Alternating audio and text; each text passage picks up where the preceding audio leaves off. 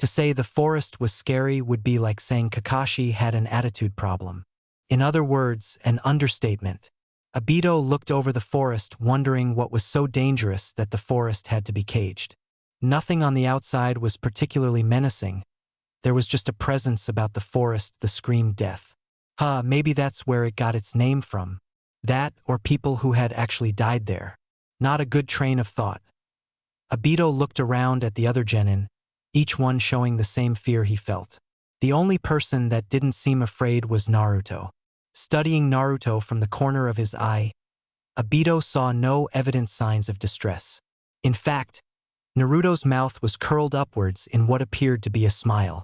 What he was smiling about, Obito didn't know, but he was thankful to have the one person who wasn't intimidated on his team. Unless Naruto was just being an idiot. Then being teammates wouldn't be a good thing. Facing the forest once again, Obito listened as the proctor explained the second exam.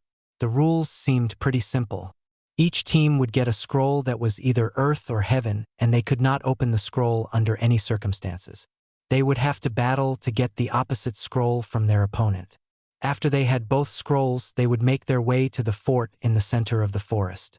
They had 5 days to complete the exam. Before you pick up your scroll, you need to fill out a consent form. The proctor stated. All it says is that you know the forest is dangerous and it isn't our fault if you die. Leading his team towards the tents, Obito grabbed 3 of the forms and passed 2 back to Rin and Naruto. Reading the paper, Obito hesitated for a moment. He had known the Chunin exams would be hard, but he hadn't thought death was a possibility. Was this test really worth dying for?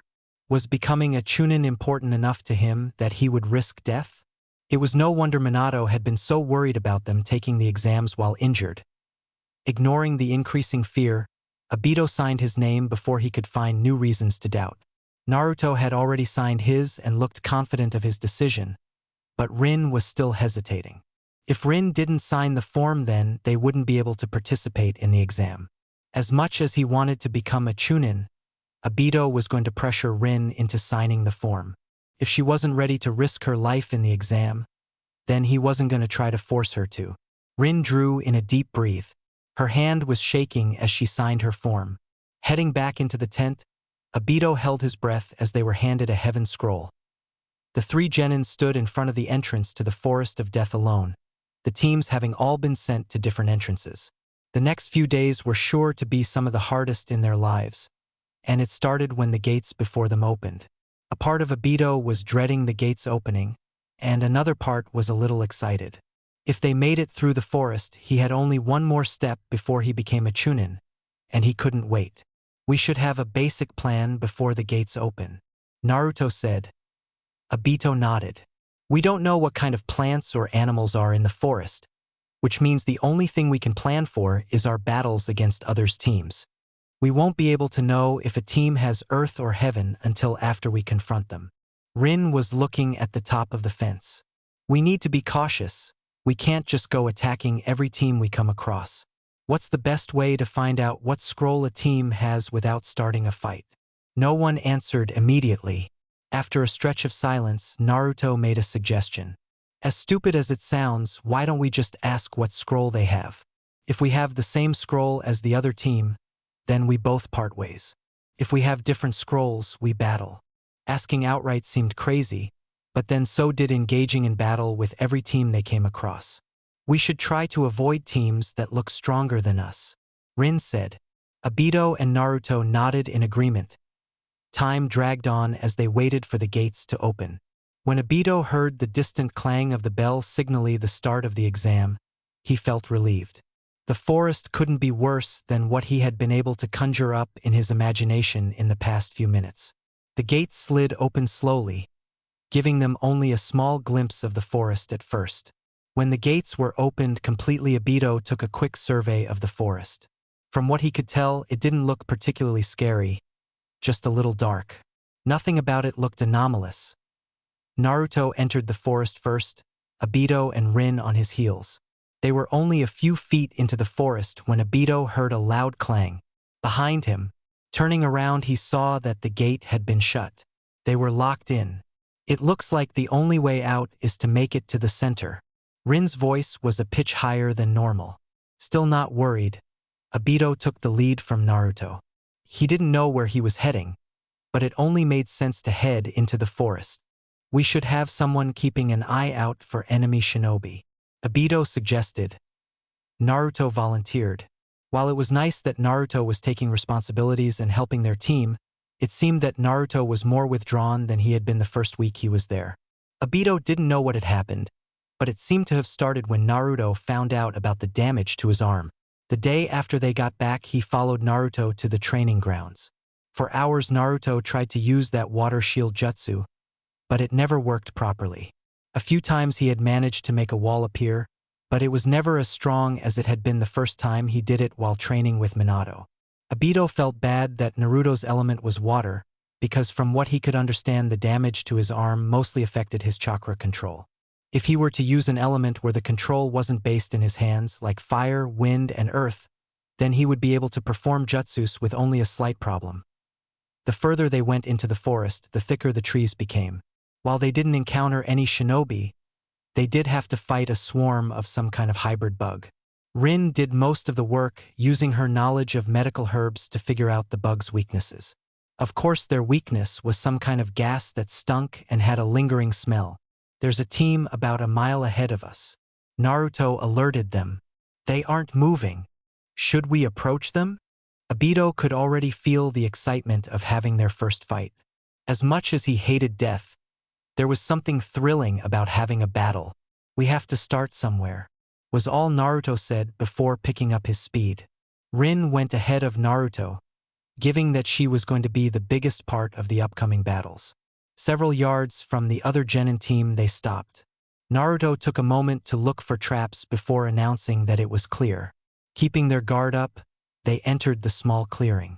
The other team was on the other side of the clearing, all three ready for battle. Obito recognized them as the IWA shinobi he had seen sitting on the ground at the first exam. He felt slightly unsettled taking the exam with shinobi from the country they were at war with. Heaven or Earth? The middle IWA shinobi asked. He was shorter than the other two, with brown hair and brown eyes.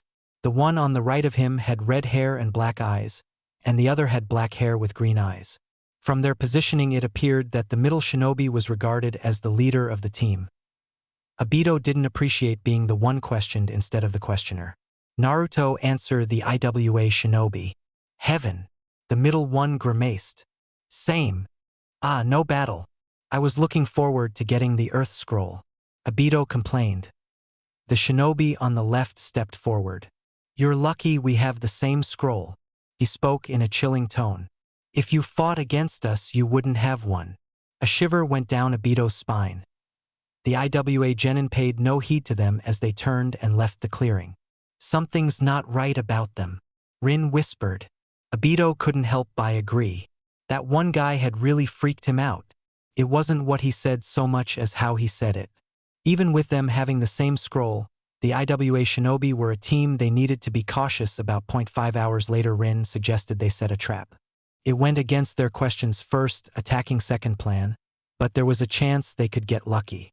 They didn't want to spend the entire 5 days searching for a good team to battle. It was still early into the exam, but the genin were probably less careful now than they would be in another day.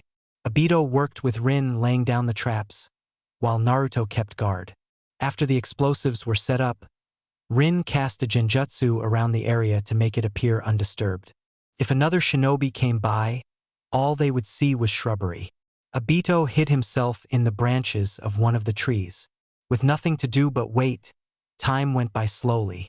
It was approaching the 3-hour mark when Obito was able to sense another team. 10 minutes later, Naruto was proudly holding an Earth Scroll.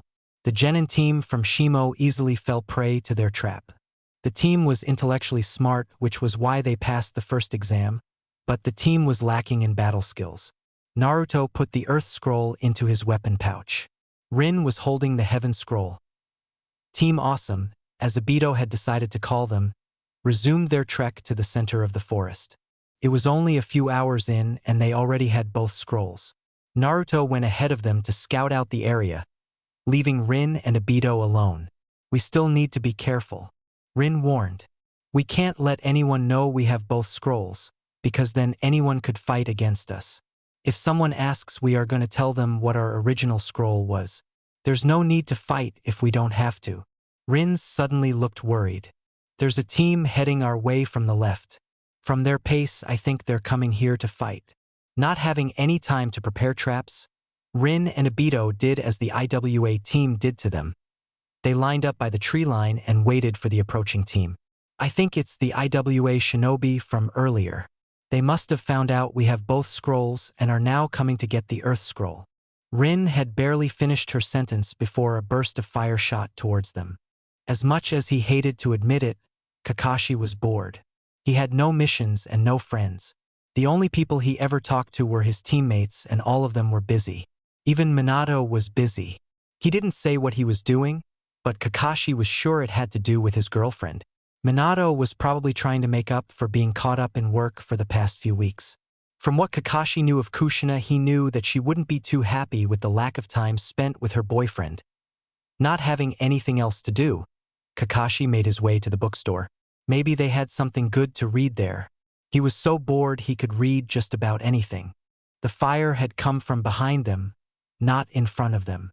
Rin gasped as she narrowly avoided the fire. They were being ambushed from behind. Rin took her focus off them IWA shinobi heading their way and directed towards the shinobi in front of them. Their Hittite said they were from Shimo, which meant that the team they had won the scroll from had sold them out.